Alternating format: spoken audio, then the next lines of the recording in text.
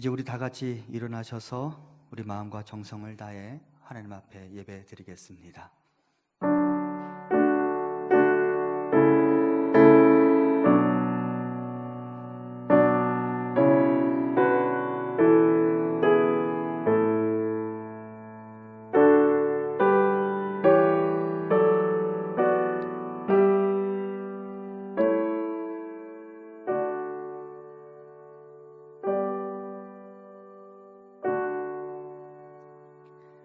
거룩하신 여호와 하나님, 하나님을 사랑하는 우리가 여호와 하나님을 예배하기 위하여 아버지의 전에 모이게 하셔서 감사합니다. 이 소중한 예배의 시간을 통해 우리 자신을 여호와께 드리고 하늘의 하나님 앞에 겸손히 무릎을 꿇어봅니다. 하나님, 이곳에 임재하여 주시고 우리 모두가 주의 얼굴을 보게 하옵소서. 예수님 이름으로 기원하옵나이다. 아멘. 사도신경으로 신앙을 고백합니다. 나는 전능하신 아버지 하나님, 천지의 창조주를 믿습니다. 나는 그의 유일하신 아들 우리 주 예수 그리스도를 믿습니다. 그는 성령으로 잉태되어 동정녀 마리아에게서 나시고 본디오 빌라도에게 고난을 받아 십자가에 못 박혀 죽으시고 장사된 지 사흘 만에 죽은 자 가운데서 다시 살아나셨으며 하늘에 오르시어 전능하신 아버지 하나님 우편에 앉아 계시다가 거기로부터 살아있는 자와 죽은 자를 심판하러 오십니다. 나는 성령을 믿으며 거룩한 공교회와 성도의 교제와 죄를 용서받는 것과 몸의 부활과 영생을 믿습니다. 아멘.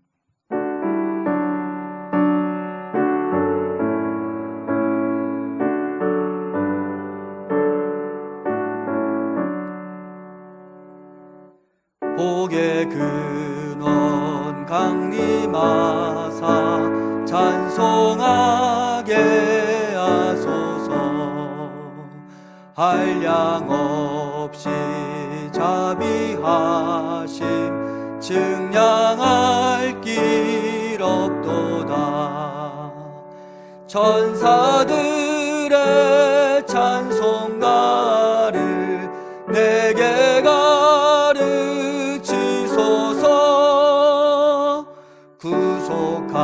구속하신 그 사랑을 항상 찬송합니다. 아멘.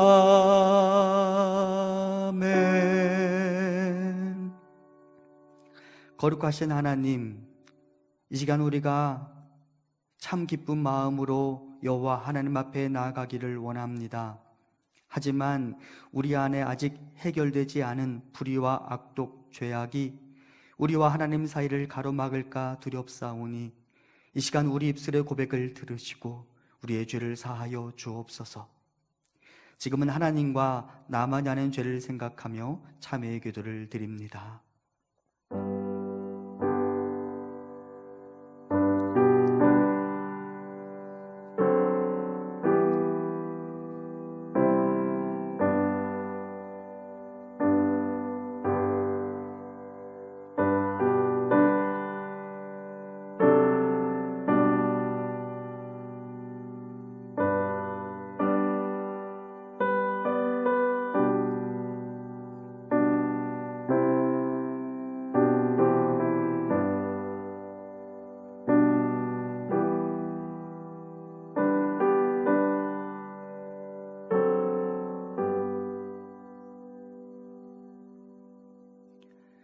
그러므로 이제 그리스도 예수 안에 있는 자에게는 결코 정죄함이 없나니 이는 그리스도 예수 안에 있는 생명의 성령의 법이 죄와 사망의 법에서 너를 해방하였습니다. 아멘.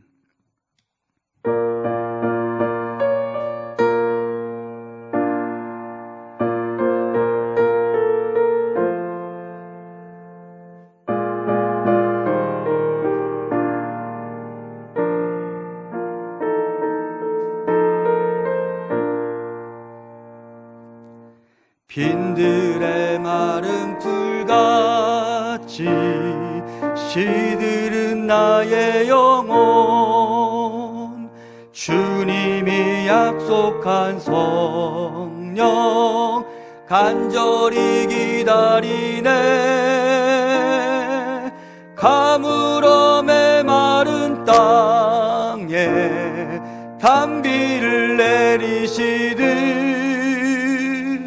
성령의 단비를 부어 새 생명 주옵소서. 반가운 빗소리 들려 산천이 춤을 추네. 봄비로 내리는 성령 내게도 주옵소서. 가물어 메마른 땅에 단비를 내리시듯 성령의 단비를 부어 새 생명 주옵소서. 절 따라 우러를 내려 조목이 무성하니 갈급한 내 심령 위에 성령을 부으소서. 가물어 메마른 땅에 단비를 내리시듯 성령의 단비를 부어 새 생명 주옵소서. 잠되신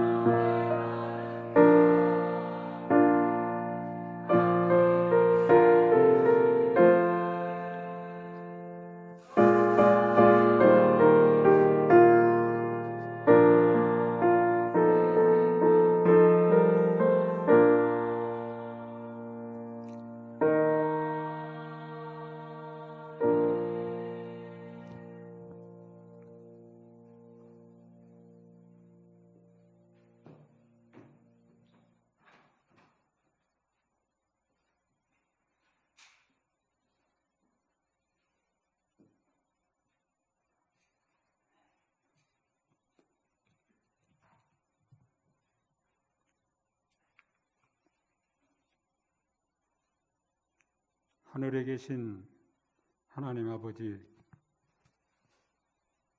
존귀와 영광과 찬미를 올려드립니다. 오늘 귀하고 복된 성일에 주님의 백성들이 함께 모여 여호와 하나님을 예배하게 하시니 감사합니다. 이 어려운 시기에 우리 묵동제일교회 가족들을 지켜주시고 선하게 인도하여 주시는 하나님께 감사와 영광과 찬미를 올려드립니다. 이 시간 전심으로 드리는 저희 예배를 기뻐 받으시옵시고 하늘의 은혜를 내려 주시옵소서. 나태해져가는 저희에게 말씀과 성령을 기름 붓듯 부으시사 우리의 영이 솟아나게 하여 주시옵소서. 하나님이 계신 것과 하나님을 간절히 찾는 자에게 상 주시는 하나님을 믿는 믿음으로 이 혼돈의 시간을 이겨내게 하여 주시옵소서. 이 땅에 오신 예수님의 하나님의 아들이심을 믿는 믿음으로 세상과 어둠을 이기는 승리자의 삶을 살아갈 수 있도록 도와주시옵소서. 육신의 질고와 연약함과 싸우고 있는 우리 형제 교우님들에게 치료의 광선을 발하여 주시고 싸매 주시고 낫게 하여 주시옵소서. 우리 묵동제일교회 식구들 영이 잘되게 하여 주시옵소서. 영이 잘된 같이 범사가 잘되고 강건한 축복을 내려 주시옵소서. 주 예수 그리스도의 이름으로 기도하옵나이다. 아멘.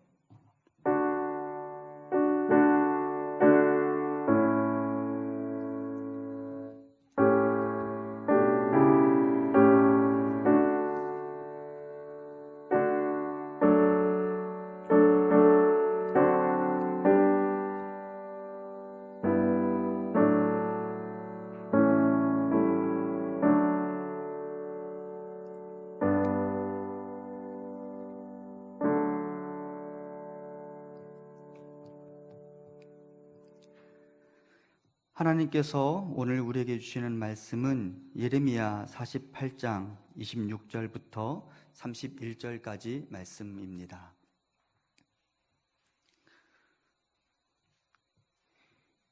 예레미야 48장 26절부터 31절까지 말씀, 구약 1129면에 있습니다. 제가 봉독하겠습니다. 모압으로 취하게 할지어다. 이는 그가 여호와에 대하여 교만함이라. 그가 그 토한 곳에서 뒹굴므로 조롱거리가 되리로다. 내가 이스라엘을 조롱하지 아니하였느냐? 그가 도둑 가운데에서 발견되었느냐? 내가 그를 말할 때마다 내 머리를 흔드는도다.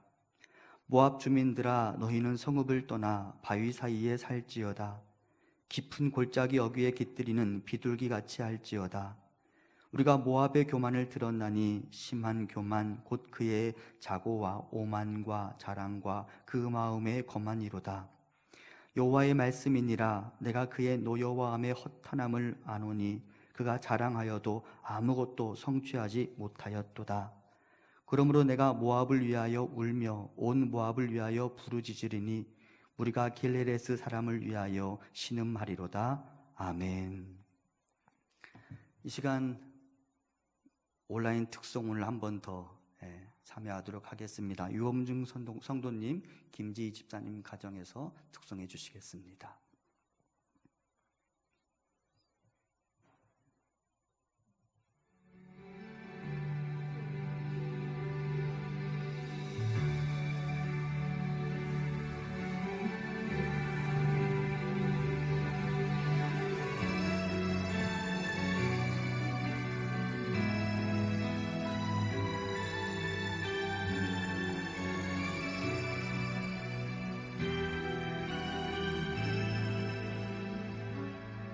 하나님 때문에 나 참 행복합니다.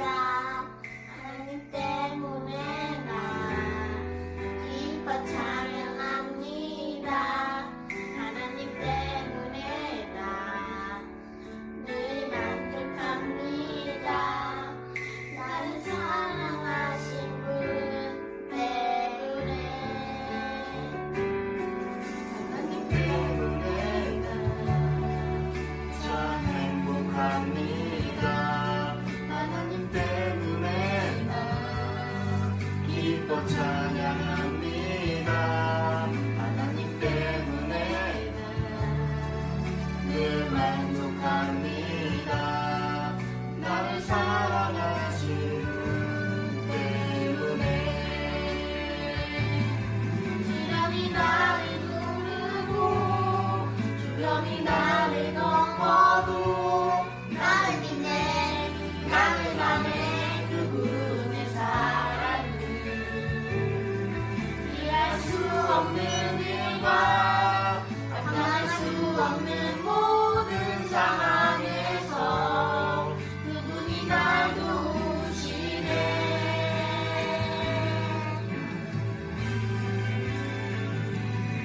하나님 때문에 난 참 행복합니다.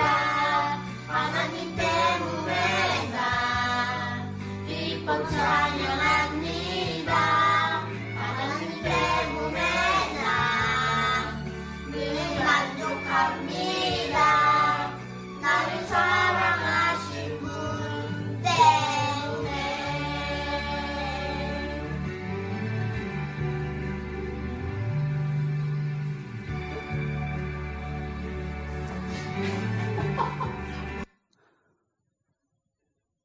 예, 안 잘랐네요. 예, 애들이 너무 많이 크고 있는 게 보이시죠? 예, 애들이 커가는 걸 다 못 보는 게 좀 속상하기도 한데 또 그래도 이렇게 커서 저렇게 특송에 참여하는 걸 보고 너무나 행복하고 기쁘다라는 생각이 들었습니다. 제가 교회 소식을 못 나눴는데 옆에 있는 분들하고 오래간만에 인사 한번 할까요? 잘 계셨는지 한번, 뭐 마스크 쓰고 있지만 그래도 물어볼 수 있을 것 같아요. 잘 지내셨습니까? 네.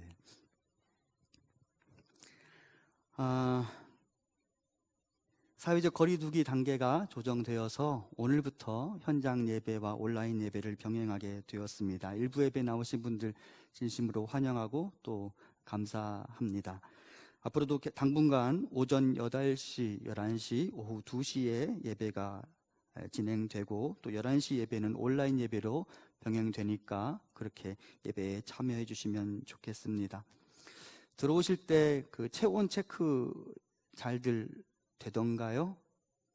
조금 적용하는데 조금 사용하는데 조금 어려움이 있을지 모르겠다는 생각이 들었습니다. 근데 거기 보이는 큰 동그라미에다가 대고 제가 오늘 테스트해 보니까 이 손목보다는 이마가 좀 더 정확한 것 같더라고요. 그래서 너무 천천히 가지 않으셔도 됩니다. 그냥 살짝 목례로 하시면 체온 체크가 거의 정확하게 되더라고요. 앞으로 가급적 체온 체크도 사람이 하는 것보다는 그냥 기계가 할 수 있도록 하려고 하니까 여러분들 그것도 잘 활용해 주시면 좋겠습니다.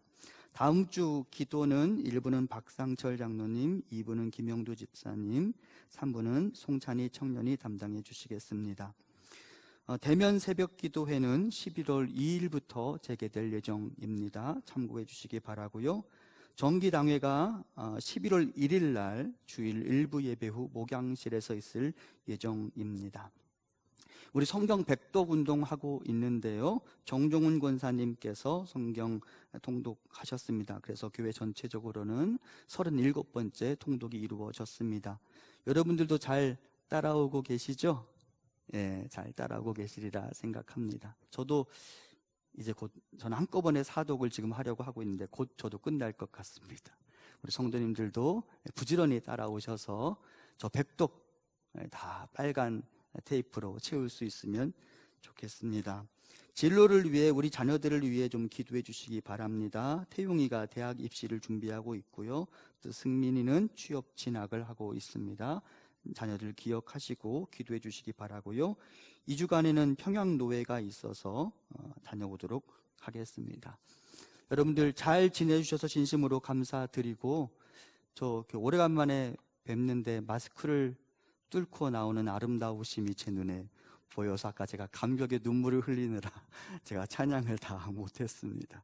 정말 안전하게 건강하게 잘 지내주셔서 감사하고 앞으로도 우리가 나 자신을 지키는 것이 우리 예배 공동체를 지키는 또 하나의 이유가 될 거라고 생각합니다. 그러니까 여러분들 각자의 안전을 위해서 또 우리 공동체의 안전을 위해서 건강하고 안전하게 잘 지내주셨으면 좋겠습니다. 여러분 얼굴 뵈니까 진짜 반갑습니다. 백경수 집사님은 나이에 어울리지 않게 너무 젊게 오셔서 조금 있다가 우리 백 집사님 한번 보십시오. 얼마나 젊게 오셨는지.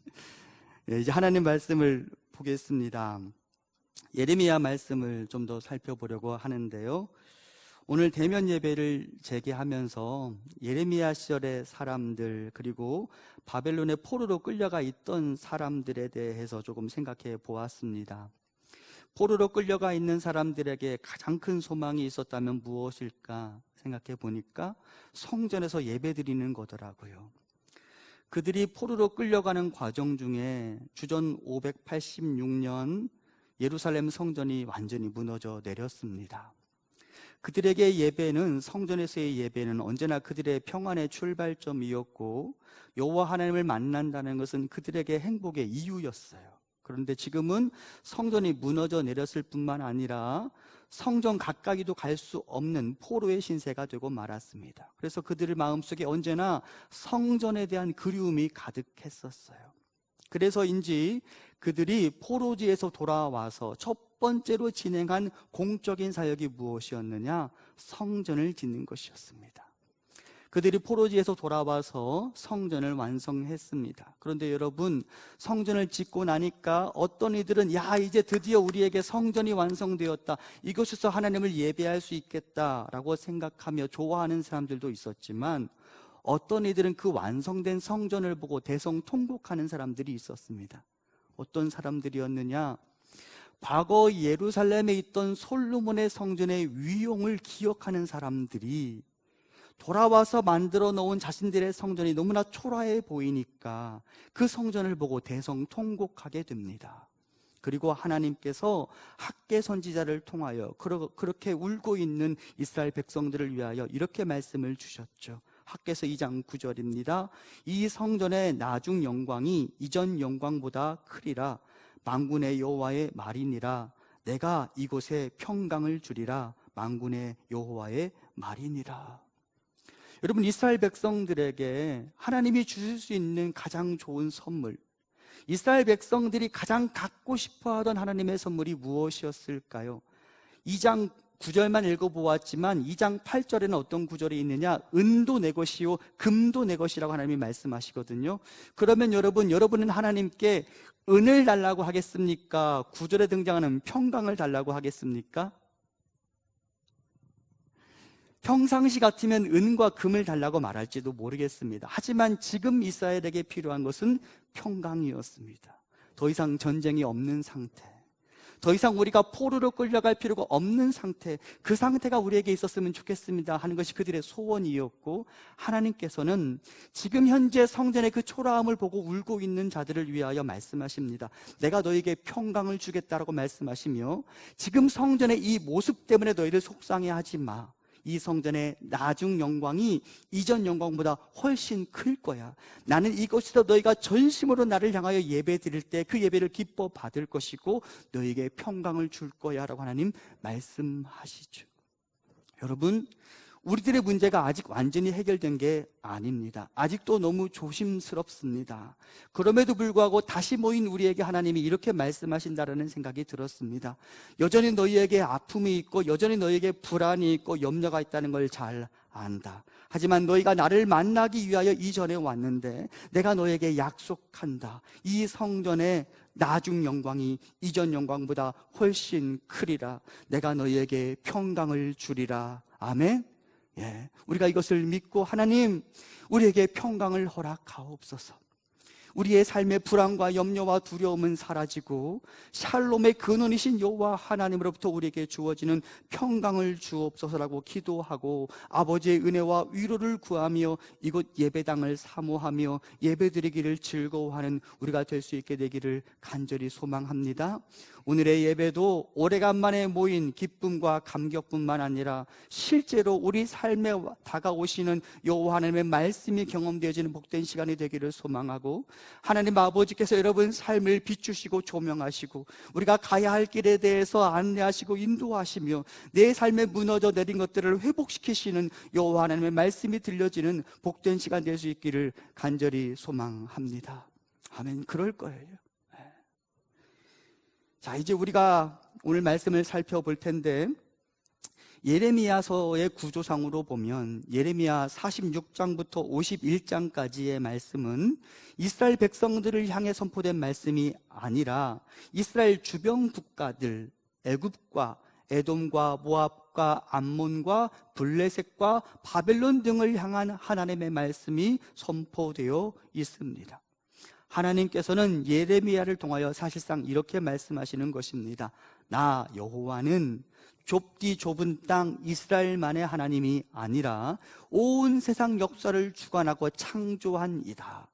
내가 이 세상 역사를 주관하고 있다. 모든 역사에 존재하는 이 땅에 거하는 모든 사람들아, 나의 말에 귀를 기울이라. 그리고 여러분, 실제 하나님께서 예레미야를 통해 선포하신 이 주변 국가들을 향한 말씀은 그대로 역사의 현실이 되었습니다. 하나님 아버지께서 말씀하시는 것은 우리의 말처럼 발설되는 순간 공중에 멈췄다가 사라지는 것이 아니라 하나님께서 주신 모든 말씀은 반드시 살아 역사하는 힘이 있어서 이 역사상의 위대한 어떤 흔적을 남기게 되어 있습니다. 그래서 우리는 다시 한번 하나님의 말씀에 귀를 기울이고 하나님의 말씀에 아멘할 수 있는 것입니다. 하나님 여러분을 부르시고 뭐라고 말씀하셨다고요? 이 성전의 나중 영광이 이전 영광보다 크리라. 내가 너에게 평강을 주리라. 아멘. 예, 하나님의 말씀은 반드시 흔적을 남기고 역사의 현실이 된다는 사실을 기억하고 그 하나님의 말씀을 내 삶의 아멘으로 받아들이고 하나님 그렇게 될 줄로 믿습니다라고 고백하며 여호와의 말씀에 동참하는 우리가 되기를 소망합니다. 이제 오늘 말씀을 살펴볼 텐데요, 오늘 말씀은 그 이스라엘의 주변의 그 국가들 중에 모압이라는 나라를 향해 선포된 하나님의 말씀입니다. 창세기를 보면 모압이라는 그 민족, 국가에 대한 기원이 등장합니다. 아브라함의 조카 롯이 있었습니다. 그가 소돔과 고모라 땅에 살고 있었는데 하나님께서 소돔과 고모라 땅에 재앙을 내리시면서 그 롯의 가족들을 구원해 내십니다. 하지만 롯은 그 과정에서 자기 아내를 잃고 큰 슬픔에 빠지게 되는데요. 그때 그 사건이 롯에게 아마도 엄청난 스트레스였는지 모릅니다. 그래서 어느 날 그가 술에 잔뜩 취하게 되는데 그때 롯의 딸 중에 큰 딸이 자신의 대를 잇기 위하여 술에 취한 아버지와 동침하게 되고 그때 그 큰 딸을 통하여 낳은 아들이 바로 모압입니다. 그리고 둘째 딸이 똑같은 방식으로 아버지와 동침하여서 낳은 아들이 베남미이며 이 베남미에게서 암몬 족속이 탄생하게 됩니다. 자, 에돔, 모압은 위치상으로 어디에 자리 잡고 있느냐? 지도를 보면 아시겠지만 모압은 사해바다 바로 옆에 있습니다. 그러니까 이스라엘과 사해바다를 경계상으로 우측에 위치해 있는 나라가 바로 모압입니다. 아주 오래전부터 거인 족속이 사는 나라로 알려져 있습니다. 게다가 수많은 전쟁을 치르느라 힘겨운 시절을 보냈던 이스라엘과 달리 모압은 비교적 전쟁을 좀 덜 치루었던 것 같고요. 덕분에 나라가 평안 가운데 잘 지낼 수 있었으며 그래서인지 먹을 것이 풍성한 나라 중 하나로 알려져 있었습니다. 그러던 중에 유다가 중심이 되어서 반바벨론 연합전선을 구축할 때 모압도 그 연합전선에 합류하게 되었고요. 그것이 빌미가 되어서 남유다가 멸망한 다음 주전 582년 이 모압 또한 바벨론에 의해 멸망을 당하게 됩니다. 그리고 오늘 본문은 유다가 먼저 심각한 위기에 처하게 되고 모압은 비교적 조금 아직은 여유가 있을 무렵에 하나님께서 예레미야를 통해 모압 족속에게 선포하신 하나님의 말씀입니다. 분명히 모압은 지금 평안합니다. 그리고 먹을 것이 비교적 풍성한 나라였습니다. 그들의 평안을 묘사하면서 성경은 이렇게 기록합니다. 예레미야 48장 11절을 제가 현대어 성경으로 봉독합니다. 모압은 어린 시절부터 편안하게 살아온 사람과 같다. 모압 족속은 옛날부터 원수에게 짓밟혀 본 적이 없다. 모압 백성은 포로로 잡혀간 적도 전혀 없다. 모압은 한 번도 건드린 적이 없는 술 항아리와도 같다.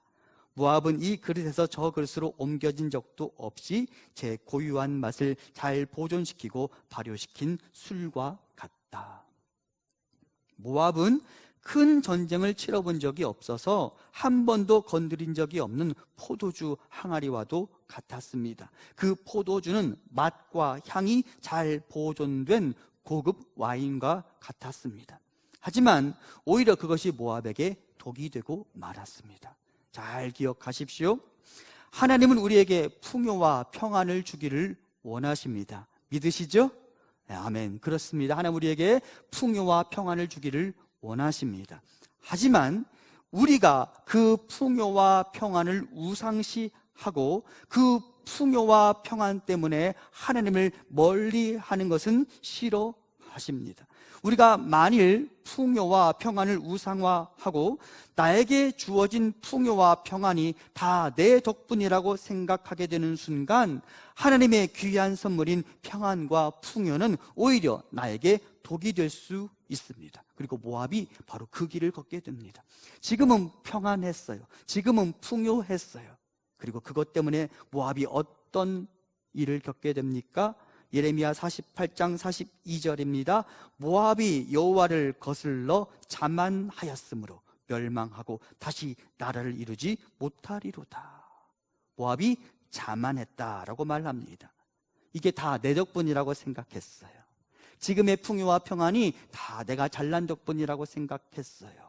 그래서 예레미야 48장을 보면 유독 모압의 교만과 관련된 구절들이 자주 등장하는 것을 볼 수 있습니다. 예레미야 48장 29절과 30절입니다. 우리 유다 백성은 턱없이 뽐내는 모압 족속의 교만을 잘 알고 있다. 이 백성이 얼마나 건방지고 우쭐대며 자신의 부강한 국력과 튼튼한 요새들을 의지하며 얼마나 무서운 망상에 빠져 있는지 우리는 다 들었다. 여호와께서도 이렇게 말씀하셨다. 모압이 자기 자랑에 빠져서 얼마나 미친 짓을 하고 있는지 나도 잘 안다. 모압은 항상 허황하게 큰 소리를 치고 있으나 행동하는 것을 보면 속이 텅 빈 것만 드러내고 있다. 모압은 착각에 빠져 있습니다. 지금의 풍요와 평안이 다 자기들이 잘난 덕분이라고 생각했습니다. 그리고 교만해졌습니다. 그런데 제가 말씀을 보면서 교만한 모압 하니까 제가 좀 고개가 갸우뚱해졌습니다. 모압 정도가 교만할 건덕지가 있을까 하는 생각이 제 안에 들었기 때문입니다. 성경을 보면 대표적으로 교만한 나라들의 리스트가 있어요. 애굽, 바벨론, 로마, 그리고 두로. 이 두로라는 나라는 애굽이나 바벨론이나 로마처럼 덩치가 큰 나라는 아니었는데 워낙 천연 요새에 위치했던 나라였기 때문에 강대국들의 침략을 받을 때마다 다 이겨낸 나라였어요. 그리고 해상 무역이 워낙 발달한 나라여서 먹을 것도 많은 나라였어요. 그래서 에스겔서를 보면 이 두로야말로 교만한 나라의 대명사로 여겨집니다. 그러니까 여러분, 제가 성경을 보면서 애굽, 바벨론, 로마, 두로 정도라면 교만해도 될 것 같다라는 생각이 들었어요. 교만하면 안 되지만 그래도 이런 나라 정도면 교만에 어울릴 것 같다라는 생각이 들었습니다. 하지만 그 나라들에 비하면 정말로 작고도 작은 모압이 교만하다니 라는 생각이 제 안에 들었습니다. 모압은 하늘을 나는 새로 비유하자면 독수리가 아니라 참새 정도의 나라였어요. 여러분, 참새가 교만하다 받아들이실 수 있어요? 좀 받아들이기 어렵잖아요. 모압은 참새 정도에 해당되는 작은 나라였어요. 그런데 모압이 교만하다? 제가 좀 이해하기 어려웠습니다. 그리고 성경 원어를 살펴보니까 모압이 왜 교만할 수 있었는지를 알게 되었습니다. 여러분, 성경 원어상에 등장하는 교만의 의미 중에 하나가 뭐냐면 몸을 크게 만들다라는 의미가 있습니다.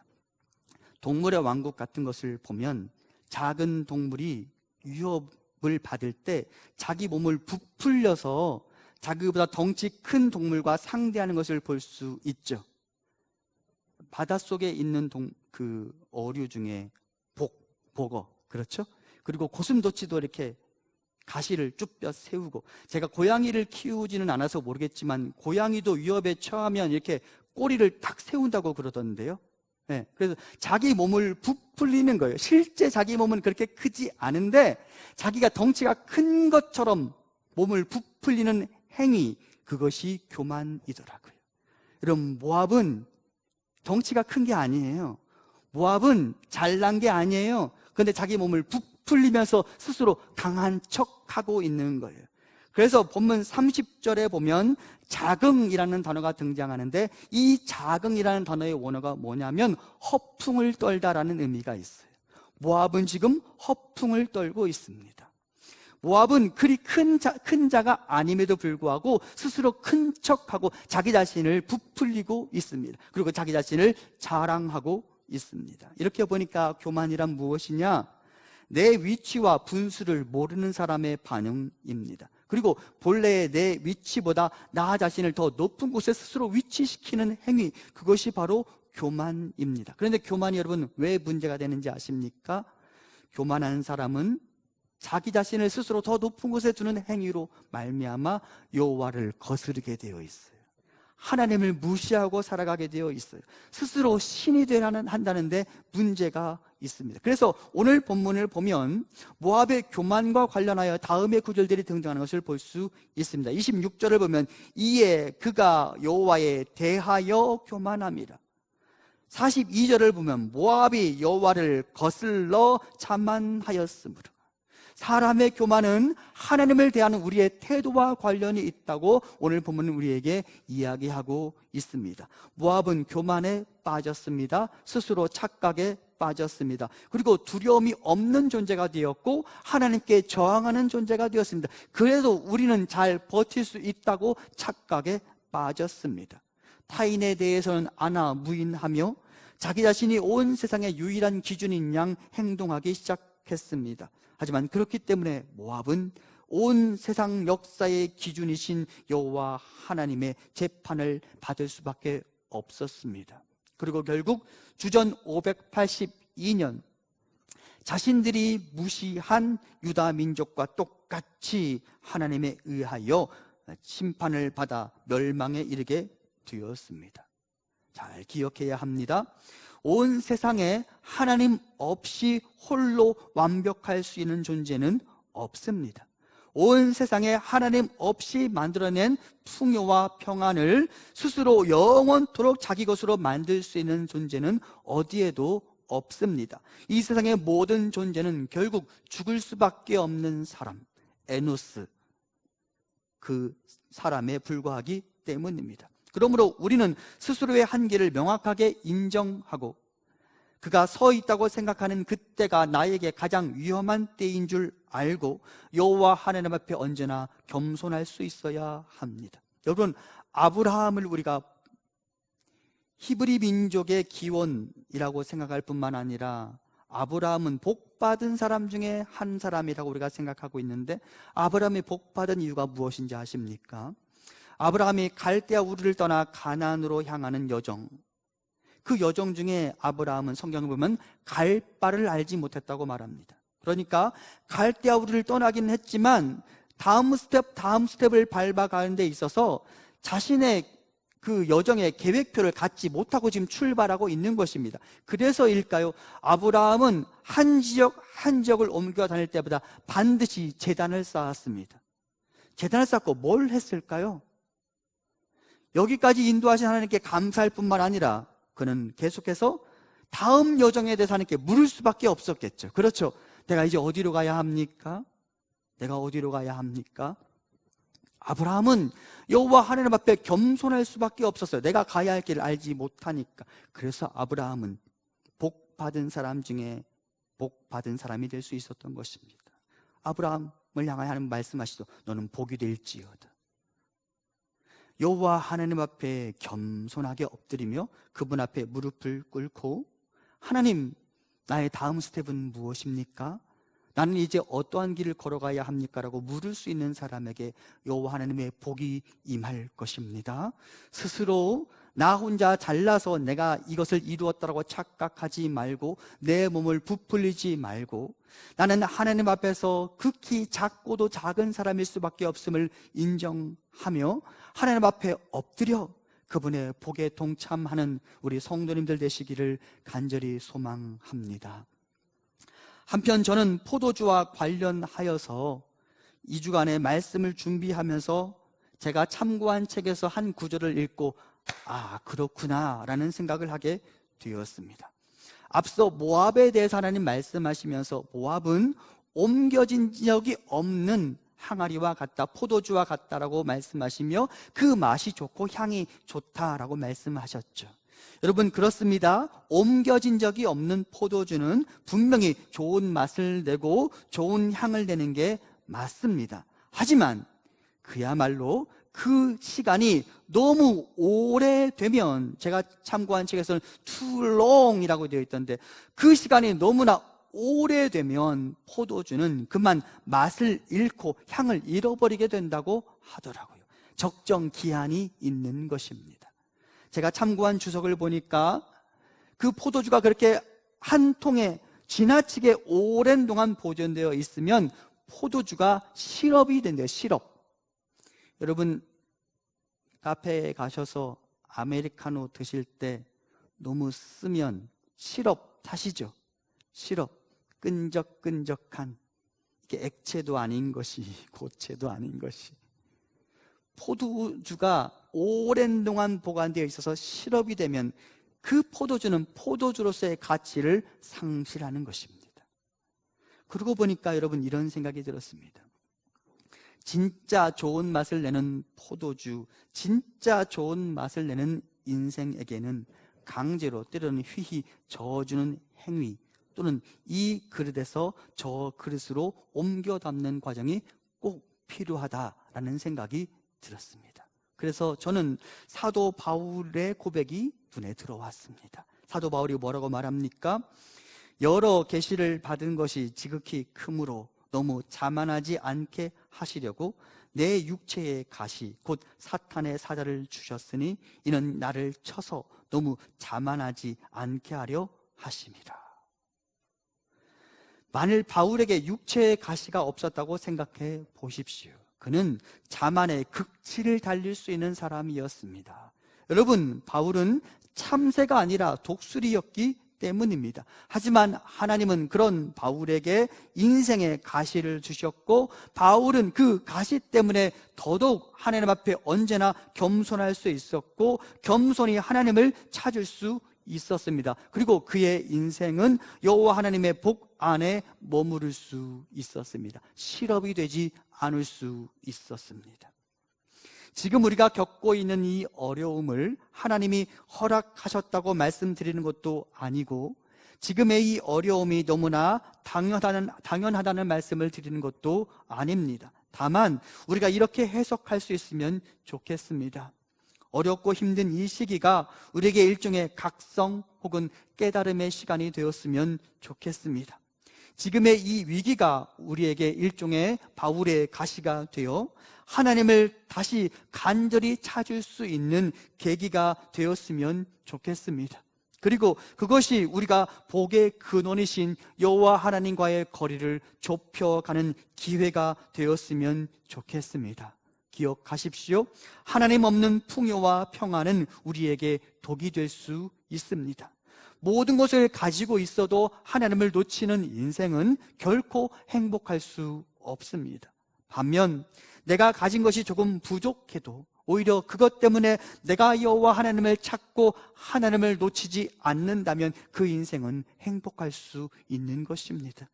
우리 주님이 뭐라고 말씀하셨습니까? 심령이 가난한 자는 복이 있나니 천국이 그들의 것임이요. 때로는 인생의 결핍이 나를 불편하게 만들 수 있습니다. 나를 힘겹게 만들 수 있습니다. 하지만 여러분, 때로는 그 인생의 결핍이 나로 하여금 하나님께 나가도록 만드는 계기가 될 수 있다는 것 여러분들이 이미 경험하셨죠?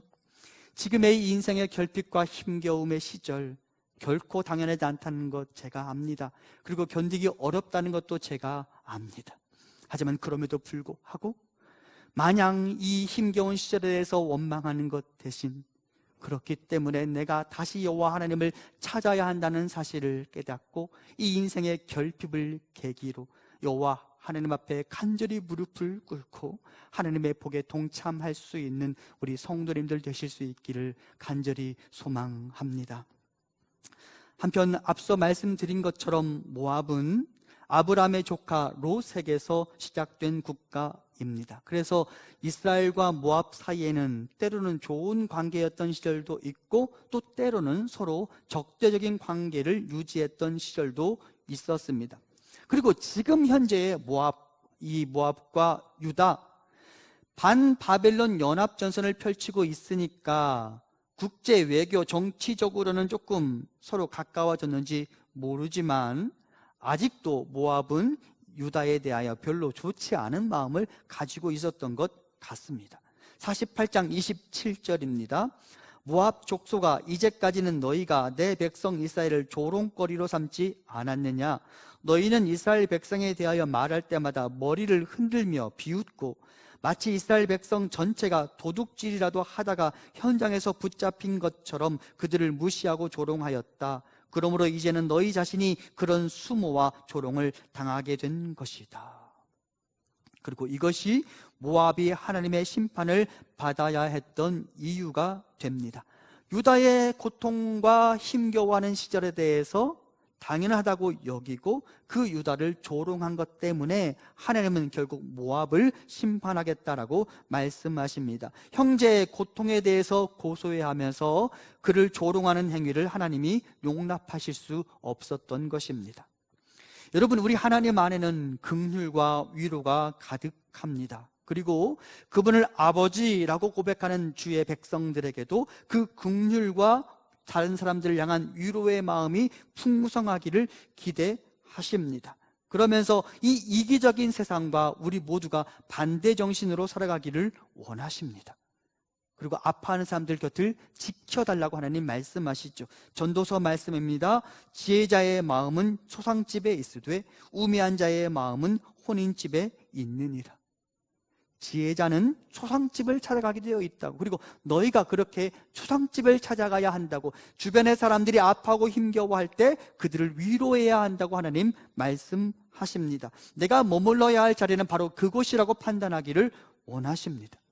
여러분, 누가복음 16장을 보면 무명의 부자와 유명의 거지 나사로가 등장합니다.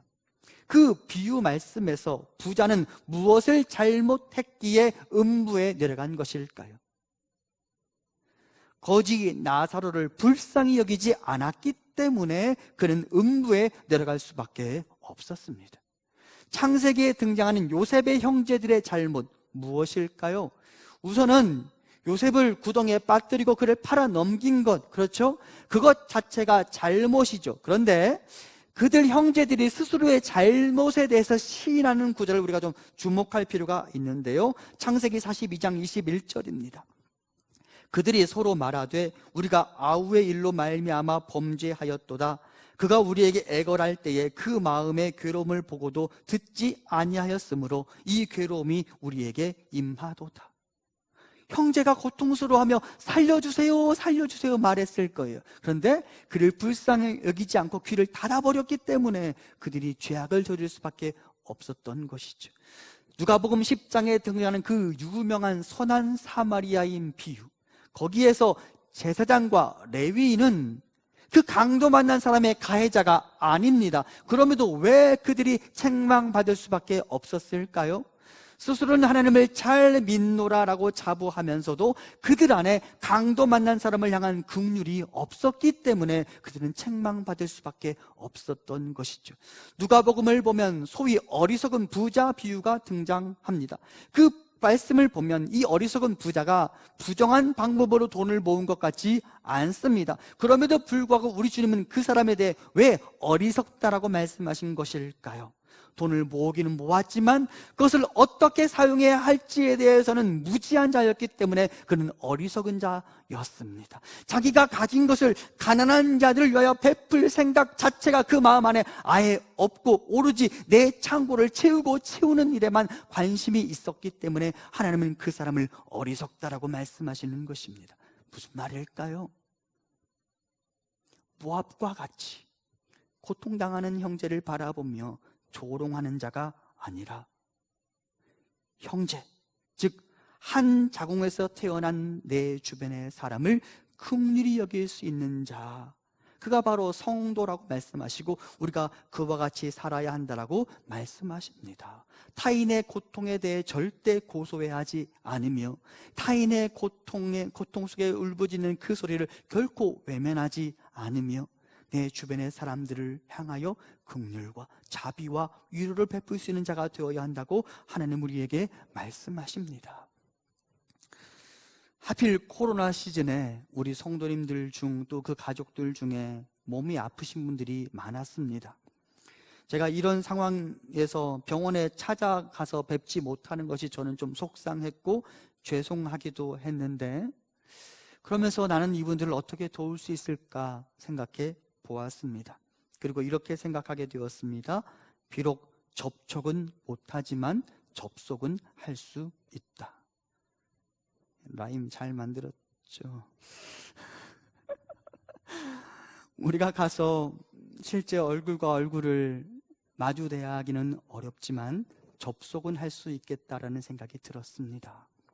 괜찮으신지 전화 드리고 문자도 드리고 그분에게 그렇게 접속하고 또 그분을 위하여서 하늘의 하나님께 내가 기도로 접속하여서 하나님의 자비와 긍휼과 고치시고 회복하시는 은혜가 그 성도님에게 임하기를 내가 접속해야겠다라는 생각이 들었습니다. 사랑하는 성도 여러분, 접촉은 어렵지만 접속은 할 수 있으시겠죠? 아멘? 예. 이렇게 어려운 시기, 또 우리가 얼굴과 얼굴을 마주대하기 힘든 시기, 그렇기 때문에 여러분 부지런히 접속하실 수 있기를 바랍니다. 전화도 좀 드리고요, 안부 문자도 드리고요, 무엇보다 그 사랑하는 지체와 그 가족을 위하여 무릎을 꿇고 하늘의 하나님께 접속하며 살아가는 우리가 될 수 있기를 간절히 소망합니다. 마지막으로 제가 이 본문을 보면서 매우 흥미로운 구절을 발견하게 되었습니다. 26절을 제가 다시 봉독합니다. 현대어 성경입니다. 온 세계의 주인이신 여호와께서 모압의 원수를 부르며 모압을 조롱거리로 삼으셨다. 너희는 모압에게 포도주를 주어 취하도록 마시게 하여라. 모압이 취해서 견디지 못해 토하다가 그 토한 것 위에 뭉개며 쓰러져서 조롱거리가 되게 하여라. 그들이 스스로 자랑하며 온 세계의 주인인 나 여호와를 무시하였으니 이제는 그들이 온 세계의 조롱거리가 되게 하여라. 하나님이 뭐라고 말씀하시느냐? 내가 모압을 심판할 거야 라고 말씀하시며 모압을 술 취하게 하라 라고 말씀하십니다. 그들의 술이 잔뜩 취하게 되면 그들이 나의 심판을 받게 될 것이다 라고 하나님 말씀하십니다. 여러분, 앞서 말씀드린 것처럼 모압이 어디에서 출발했어요? 큰딸이 술 취한 아버지와의 관계에서 낳은 아들이 모압이라고 말씀드렸죠? 아버지가 술에 잔뜩 취해서 인사불성이 됐어요. 판단력이 이미 흐려졌어요. 아무것도 판단하지 못하고 자기 딸이 자기에게 들어와 있는 것도 모르는 상태에서 그녀가 아들을 낳게 되었죠. 거기에서 모압이 탄생한 것이죠. 여러분, 술에 취한다라는 것은 분별력을 상실하는 것을 의미합니다. 사람으로서 이성은 사라지고 본능에 의해서만 움직이는 존재가 되는 것을 의미합니다. 그리고 그렇게 술에 취하게 되면 그것은 당사자에게 큰 위험이 됩니다. 제가 읽었던 책 중에 기독교 역사 속 술이라는 책이 있습니다. 그리고 그 책의 부제는 신의 선물에서 악마의 유혹까지라고 붙여져 있습니다. 이것이 술의 정체이죠. 신의 선물인 것 같지만 악마의 유혹이 되기도 하는 것. 책 이미지 좀 띄워주세요. 여러분 기회되면 한번 좀 읽어보시면 좋겠습니다. 제가 그 책의 일부를 읽어보겠습니다. 유대교의 해석 중에는 술에 대한 아주 흥미롭고 비극적인 해설이 전해진다. 이 해설은 성경 내용을 근거로 크게 확장된 것이다. 그 이야기의 주인공은 노아와 사탄이다. 그 해설에 따르면 노아가 아르랏산 비탈에서 포도원을 경작할 때 사탄이 나타나 포도 수확을 나누는 조건으로 노아를 도와주기로 하였다.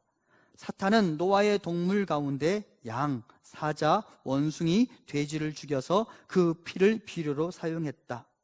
그렇게 자란 포도를 수확해서 노아가 포도주를 마시자 노아에게서 죽은 동물들의 습성이 나타나기 시작했다. 그리고 다음과 같은 글이 덧붙여집니다. 첫 잔을 마신 이의 행동은 양처럼 온순하다. 그런데 둘째 잔을 마신 후 마신 이는 사자처럼 용감해진다. 와인 셋째 잔을 마신 이는 원숭이처럼 행동하게 되고 넷째 잔을 마신 이는 진창에서 뒹구는 돼지처럼 군다. 여러분, 이것이 술 취함의 위험성입니다. 그리고 하나님은 모압에게 술에 취하게 하라고 말씀하시고 그것이 그들의 멸망의 이유가 될 것이라고 말씀하십니다. 분별력을 상실하고 오직 본능에 의해서만 움직이게 될 테니까. 술 취함, 그것은 하나님의 마음을 어렵게 만들고 반대로 사탄의 마음을 즐겁게 만드는 행위입니다. 사탄은 우리가 분별력을 상실하는 타이밍을 기다립니다. 그리고 죽은 동물들의 습성이 우리 안에서 나타나기를 기다립니다. 그리고 그 사람의 삶을 망가뜨리기를 원합니다. 그래서 사도 바울은 그의 교회 성도들에게 이렇게 말합니다. 술 취하지 말라. 이는 방탕한 것이니 오직 성령으로 충만함을 받으라. 술 취함은 우리를 방탕으로 이끕니다. 술 취함은 우리가 살인자가 되게 만들기도 하고 술 취함은 우리가 본능만 남아있는 음란한 존재가 되게 만들기도 합니다. 술 기운에 살아가려 하지 마십시오. 문제를 해결하기 위해 술에 의존하지 마십시오. 외로움을 달래기 위해 술 취하지 마십시오. 대신 성령님을 초대하고 성령님의 취해 살아가십시오. 여호와 하나님께 중독되어야 합니다. 괴롭고 힘들 때 술 대신 여호와 하나님을 찾을 수 있어야 합니다. 성령님이 내 안에 들어오시면 거룩한 생각과 신의 성품이 나를 채울 것이고 성령의 열매가 나의 삶에 맺히게 될 것입니다. 그리고 그 사람은 비로소 여호와 하나님의 복 안에 영원히 머물게 될 것입니다. 사랑하는 성도 여러분, 제가 예전에 여러분과 함께 고린도전서 말씀을 나누면서 무엇을 먹는지 마시는지 별로 중요하지 않다라고 말씀드렸습니다. 기억하시죠? 예, 기억하시죠? 예. 그래서 술 한 잔 마시는 것, 그것 너무 중요하게 여기지 말라고 말씀드린 적이 있습니다. 하지만 그럼에도 불구하고 오늘은 다시 강조합니다. 술 취한 인생 되지 마십시오. 술에 의해 컨트롤 당하는 인생 되지 마십시오. 그의 인생 결코 행복할 수 없습니다. 술에 컨트롤 당하는 인생, 그의 인생 결코 행복할 수 없다는 사실을 기억하고 도리어 모든 복의 근원이신 여호와 하나님께서 보내시는 주의 영으로 충만한 인생들 되기를 간절히 소망합니다. 오늘 주신 말씀을 기억하고 천지 만물의 주제이시며 만복의 근원이신 여호와 하나님 앞에 겸손하며 그분의 성품인 긍휼로 내 마음을 채우고 무엇보다 성령의 취해 살아가는 우리가 되기를 소망합니다. 하나님 우리에게 말씀하십니다. 이 성전의 나중 영광이 이전 영광보다 크리라. 내가 진심으로 나를 찾는 나의 백성들에게 평강을 주리라. 모든 복의 근원이신 여호와 하나님이 그렇게 말씀하셨으니 여호와 하나님을 예배하는 것을 즐거워하고 겸손히 그분 앞에 엎드려 여호와의 복에 동참할 수 있는 우리 교회와 우리 성도님들 되시기를 간절히 소망합니다. 기도하겠습니다. 거룩하신 여호와 하나님, 오늘 우리에게 말씀하여 주셨으니 우리는 겸손히 여호와 하나님의 말씀에 엎드려 순종하기로 다짐합니다. 하나님, 우리 안에 겸손의 영을 허락하시고 긍휼의 영을 허락하시고 자비의 영을 허락하여 주시었고 무엇보다 성령의 취해 살아가 여호와 하나님의 복에 머무는 그런 백성들 교회 될 수 있도록 인도하여 주옵소서. 예수님 이름으로 기도합니다. 아멘.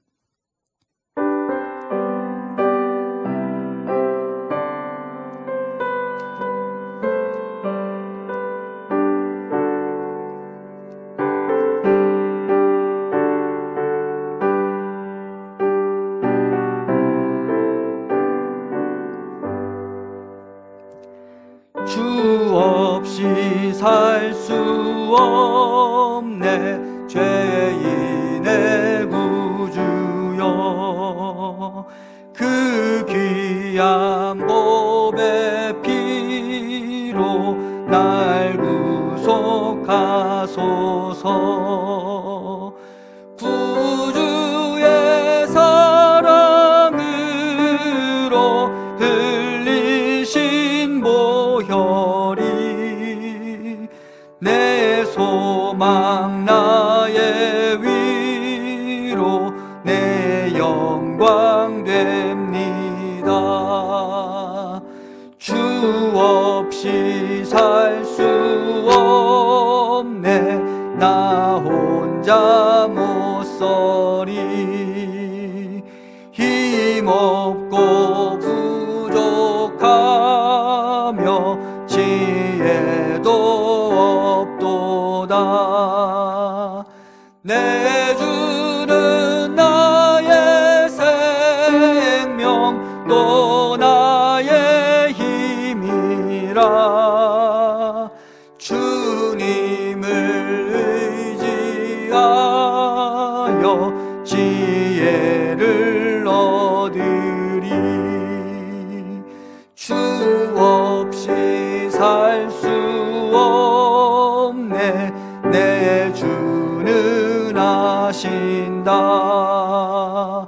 내 영의 깊은 간구 마음의 소원을 주밖에 나의 마음 뒤아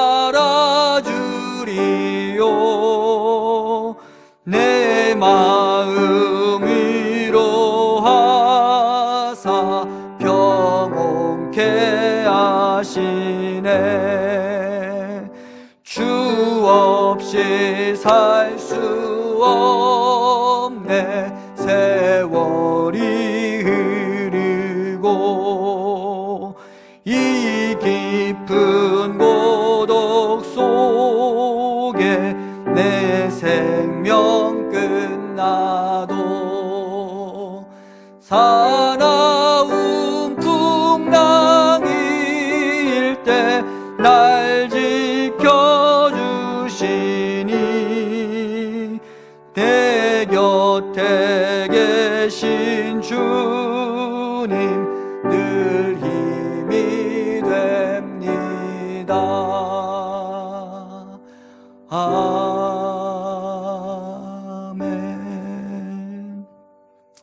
하나님께 예물 드리겠습니다.